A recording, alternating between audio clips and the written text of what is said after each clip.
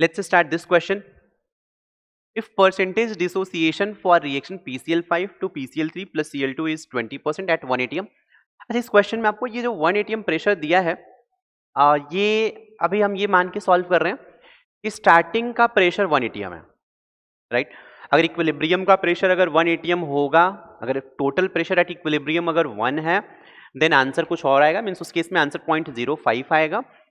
लेकिन हम ये मान के सॉल्व कर रहे हैं कि स्टार्टिंग का इनिशियल प्रेशर 1 atm है, तो अगर PCl5 कन्वर्ट होगा PCl3 प्लस Cl2, स्टार्टिंग का प्रेशर मैं 1 मान रहा हूं, ठीक ना, 1 atm है,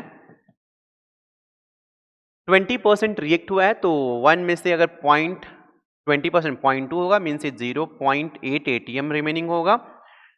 अगर ये 0.2 atm रिएक्ट होगा तो PCl3 भी 0.2 atm बनेगा एंड Cl2 भी 0.2 atm बनेगा। हमें Kp चाहिए, तो Kp is pressure of PCl3 0.2 into pressure of Cl2 0.2 divided by 0.8, हो जाएगा 0.2 by 4 मीन्स 0.2 डिवाइड, सॉल्व करना बाई 4 आ जाएगा, मीन्स ये आ जाएगा 0.05। ओके, इस केस में आंसर 0.05 आएगा, राइट?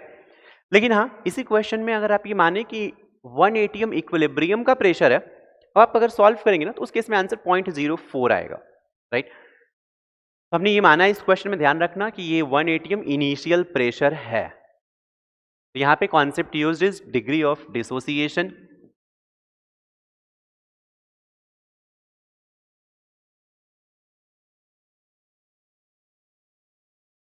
Thank you.